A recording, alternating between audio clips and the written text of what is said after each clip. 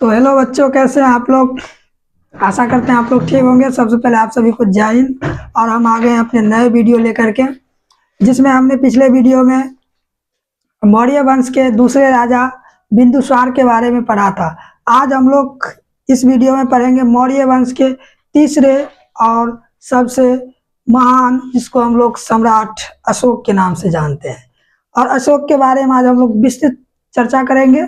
तो शुरू करने से पहले आप लोगों को अनुरोध है कि जो नए स्टूडेंट होंगे वो चैनल को लाइक शेयर सब्सक्राइब सारा कर दीजिएगा, क्योंकि वीडियो बनाने में मेहनत लगती है।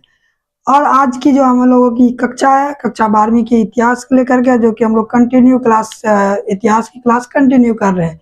तो चलिए शुरू करते हैं। हम आज जो पढ़ेंगे, आज ऐसे महान राजा के बारे में पढ़ेंगे जो ना कि युद्ध के लेकर के, बल्कि वो धर्म को लेकर के इतना प्रसिद्ध हो गए कि उसे पूरे विश्व जो है जानने लगा था। चलिए हम लोग शुरू करते हैं आज की अपनी कक्षा।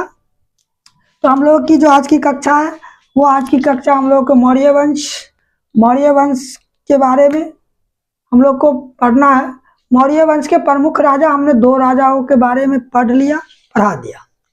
हम लोग का जो तीसरा राजा है अशोक। तीसरा राजा क्या है? अशोक। और अशोक को दूसरा नाम प्रियदर्शी के नाम से भी जानते हैं, क्योंकि अशोक अपने नाम के पीछे बहुत सारे अभिलेखों में देव नाम प्रियदर्शी लिखवाते थे, जिस कारण से अशोक का दूसरा नाम से प्रियदर्शी के नाम से भी जानते हैं। ठीक है, चलिए हम लोग पढ़ते हैं अशोक के बारे में। अशोक बिंदुसार का पुत्र था। आप पिछले वीडियो में देखे होंगे कि बिंदुसार के समय तक्षशिला में विद्रोह हो जाता है, तो यही अशोक है जिन्होंने तक्षशिला में गया और विद्रोह को दबा दिया।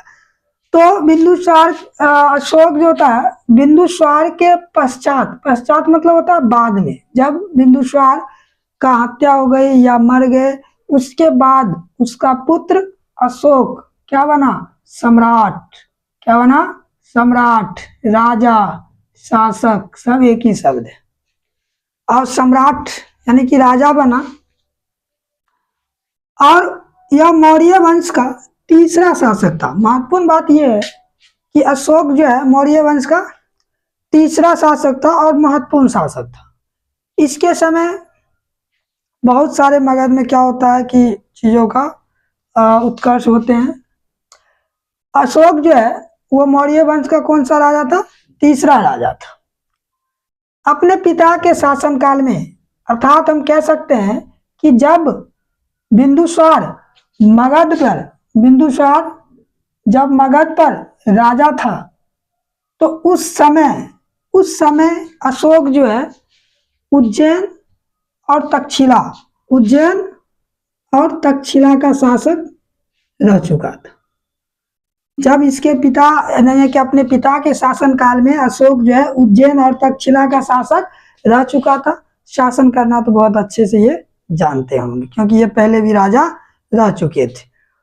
और जो अशोक थे, अशोक की 5 बीवियां हैं। अशोक की 5 बीवी की जानकारी 12th की बुकों में दी हुई है, जिसमें इसकी बीवी जो है, प्रथम है देवी, दूसरा है तिस्य रक्षिता, तीसरा बीवी कौन सा? कारुबाकी। तीसरा कौन सा? कारुबाकी, असंधि मित्रा और पद्मावती। 5 बीवी अशोक की थी। इस 5 में सबसे ज्यादा यदि अशोक किसी बीवी से प्रेम करता था तो वो था कारुबाकी से। किससे करता था? कारुबाकी से। लेकिन जो इसकी पहली पत्नी थी देवी, इस देवी से एक महेंद्र और संगमित्रा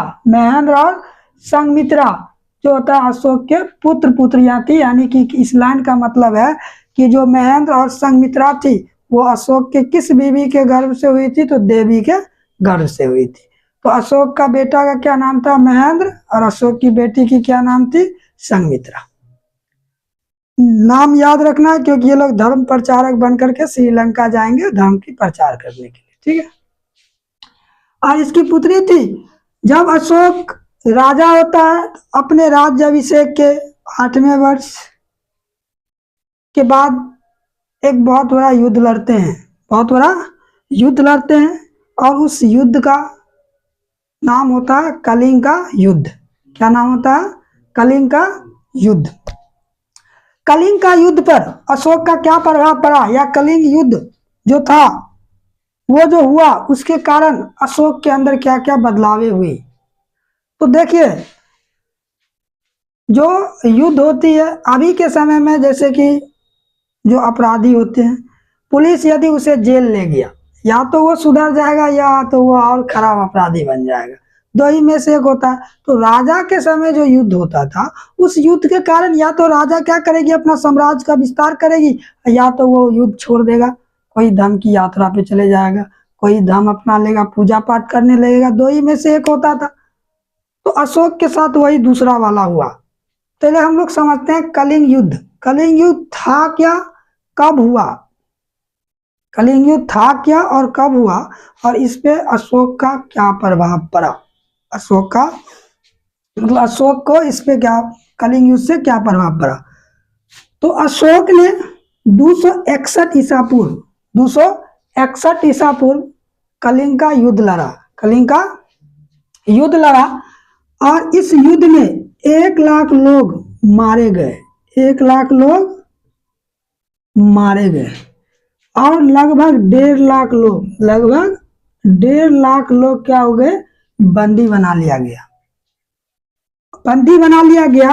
और इस भीषण नरसंहार को देखते हुए जो अशोक का कठोर हृदय था, क्योंकि राजा कठोर हुआ करते थे, क्योंकि राजा जो शासन दे, जो सजा देते थे, उसके लिए राजा का हृदय कठोर होना चाहिए। और अशोक भी बहुत ही कठोर हृदय का राजा था, जिसके युद्ध से कोई चिंता नहीं था। लेकिन जब इतने नरसंहार उसके सामने हुआ तो उसका दिल क्या, पत्थर भी पिघल जाएगा, और वैसे ही हुआ। अशोक का कठोर हृदय क्या हो गया, द्रवित हो गया, यानी कि पिघल गया। और इस युद्ध को देखते हुए अशोक ने अब कभी भी शस्त्र ग्रहण, मतलब हथियार, तलवार, बंदूकें, भाला, इसी को बोलते हैं शस्त्र, और शस्त्र ग्रहण करने ना करने की प्रतिज्ञा ली। बोला, अब से मैं यह प्रतिज्ञा लेता हूं कि मैं शस्त्र नहीं उठाऊंगा। और इस युद्ध से उन्होंने यह प्रतिज्ञा ली, और उसने युद्ध विजय के स्थान पर धर्म विजय को अपनाया। युद्ध विजय के स्थान पे किसको अपनाया, धर्म विजय को अपनाया। और इस प्रकार अशोक ने साम्राज्य विस्तार की नीति के स्थान पे धर्म प्रचार नीति को अपनाया। उन्होंने साम्राज्य को विस्तार ना करके उन्होंने धर्म के प्रचार नीतियों को अपनाया। और समस्त इसी नीति और इसी के कारण समस्त भारत ही नहीं बल्कि उसने विदेशों में भी धर्म का क्या किया, प्रचारक भेजे, धर्म का प्रचारक भेजे। और इसीलिए अशोक को महानतम सम्राट कहा जाता है। कोई व्यक्ति जरूरी नहीं है कि युद्ध लड़ करके ही महान हो। अशोक ने वैसे ही किया। उन्होंने धर्म के प्रचारक देश में ही नहीं विदेश में भी भेजे, धर्म की प्रचारक भेजे, उन्होंने धर्म के बारे में बताया। और जिस कारण से अशोक को महानतम राजा के रूप में जाना जाता है। राजा सिर्फ मारने के लिए भी नहीं होता है, राजा अपने जनता को बचाने के लिए भी होता है, अपने प्रजा को बचाने के लिए भी होता है। कहा जाता है कि राजा वो नहीं होता है जो युद्ध में केवल युद्ध लड़ता है, राजा वो होता है जो अपने प्रजा को देखते हुए तब जाकर के युद्ध लड़ता है। और अशोक ने युद्ध में जितने लोग मारे गए उसके कारण उन्होंने बोला, ये नरसंहार देख करके उसका हृदय पिघल गया, और उन्होंने क्या किया, धर्म की रास्ता को अपना लिया। और उस जिस कारण आज अशोक पूरे विश्व में जाने जाते हैं और उसे एक महानतम राजा के रूप में जाना जाता है। जो अशोक, जब ये था कलिंग युद्ध का प्रभाव, ये था कलिंग युद्ध का प्रभाव। और जब उन्होंने जब अस्त्र को त्याग दिया, हथियार को त्याग दिया, तो अशोक ने धर्म को अपना लिया। तो चलिए अब हम लोग का जो टॉपिक रहेगा वो टॉपिक रहेगा कि अशोक का धर्म क्या था और किसे कहते हैं। ठीक है बच्चे, तो अच्छा लगता हो तो लाइक शेयर कर दिया कीजिए। ठीक है, तो हम लोग का जो टॉपिक है वो टॉपिक क्या है, अशोक का धर्म। अगला टॉपिक हम लोग देखेंगे अशोक का धर्म। जो अशोक का धर्म है, देखिए अशोक का धर्म, अशोक अपने धर्म एवं उसके प्रचार के कारण अशोक न केवल भारत में बल्कि संपूर्ण विश्व में प्रसिद्ध व्यक्ति बन गए। क्योंकि अशोक जो धर्म था एवं उसके जो प्रचारक थे, जिसके कारण वो भारत में नहीं पूरे विश्व में एक प्रसिद्ध व्यक्ति बन गए। और अशोक अपने दूसरे स्तंभ, क्योंकि अशोक जो शिलालेख जो स्तंभ लिखाते हैं, स्तंभ लेख, अशोक अपने दूसरे स्तंभ लेख में स्वयं प्रश्न करता है। अशोक स्वयं प्रश्न करता है। इसका प्रश्न क्या होता है, तो प्रश्न बोलते हैं कियंग चू धमे। प्रश्न जो है इसका प्रश्न क्या करता है अशोक खुद से, कियंग चू धमे, अर्थात इसका अर्थ, हिंदी अर्थ होता है धर्म क्या है, धर्म क्या है। देखिए प्रश्न भी खुद किए और जवाब भी खुद ही देगा, और खुद ही जवाब देता है कि अपा सिन्वे बहु कायने, अपा सिन्वे बहु कायने, दया दाने सच्चे सोचे, दया दाने सच्चे सोचे, मदद साधवे चा। यह पाली भाषा में लिखा।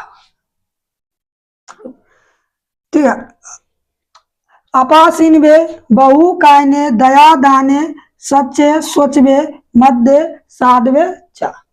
यानी कि इसका अर्थ क्या होता है, तो अशोक के धर्म का जो ये अर्थ है उन्होंने बताता है, जो धर्म है वो पापहीनता यानी कि पाप को छोड़ देता है, पाप को छोड़ देता है।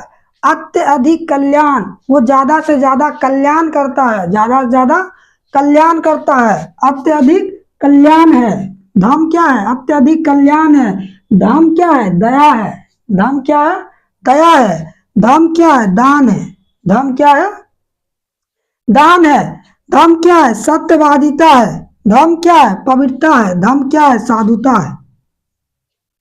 इन्होंने, अशोक ने खुद जवाब देता है कि धर्म क्या है, धर्म पापहीनता है, अत्यधिक क्या है, अत्यधिक कल्याण है, दया है, दान है, पवित्रता है। यही तो धर्म है, यही तो अशोक का धर्म है। अशोक ने यही चीज तो बताता है कि धर्म क्या है।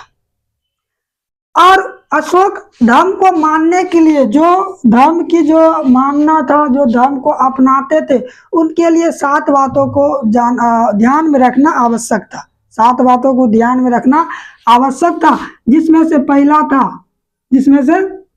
पहला था पशु हत्या। पशु हत्या ना करे, पशु हत्या ना करे, इसका पहला था पशु हत्या ना करे। दूसरा, माता पिता का सेवा करे, माता पिता का सेवा करे। तीसरा जो बातें थी, वृद्ध को सेवा करे, मतलब जो बूढ़े होते हैं उसको क्या करे, वृद्ध को सेवा करे। ये इसकी तीसरी बातें थी। उसके बाद चौथा बात जो था इसका, गुरुजन जो शिक्षक होते हैं, गुरुजनों का सम्मान करे। गुरुजन साथी, जो परिचित लोग हैं, जो सार्मिक, जो लेबर होते हैं, जो दास होते हैं, ब्राह्मण होते हैं, इसको क्या करे, सम्मान करे। यह बात कौन बताते हैं, अशोक। किसके लिए, अशोक के धर्म को अपनाने के लिए आवश्यक क्या थी, बातें थी।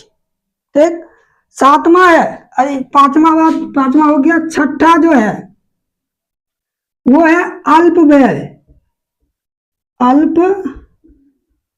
व्यय, यानी कि कम खर्चा कम संचय। अल्प व्यय अल्प संचय, कम खर्चा कम जमा। और जो इसकी अंतिम बातें थी, जो इसकी अंतिम बातें थी वो गांधी जी भी कहते थे, ठीक है। सादगीपूर्ण जीवन, सादगीपूर्ण जीवन, दिखावे का जीवन नहीं होना चाहिए, दिखावे का जिंदगी नहीं होना चाहिए। और अशोक के धम्म को मानने के लिए ये 7 बातें जो थे आवश्यक थी। सदा गांधी जी का जो विचार था, क्या कहते थे गांधी जी, ठीक है, मतलब साधारण जीवन उच्च विचार, यानी कि सादा वेशभूषा में आपकी विचार ऊंचा होना चाहिए, उच्च होना चाहिए। तो आशा करते हैं आप लोगों को यह वीडियो समझ आया होगा, क्योंकि ये सम्राट अशोक के बारे में था। और इसमें से ऑब्जेक्टिव टाइप क्वेश्चन काफी ज्यादा पूछे जाते हैं, और सब्जेक्टिव टाइप जैसे कलिंग युद्ध के विषय में आप क्या जानते हैं, तो आप लोग एक बार स्क्रीनशॉट ले सकते हैं इसका। और हम लोग का जो अगला जो हम लोगों का अगला वीडियो रहेगा, अशोक का जो अभिलेख था, शिलालेख था, गुहा लेख था, यानी कि अभी हम लोग दूसरा चैप्टर पढ़ रहे हैं। दूसरा चैप्टर बहुत लंबा है, इसमें आगे चलो कुषाण वंश सारा बहुत सारे वंशों के बारे में पढ़ना होगा। तो तब तक के लिए इतना ही, ठीक है। अच्छा लगे तो लाइक शेयर कर दीजिएगा। जय हिंद।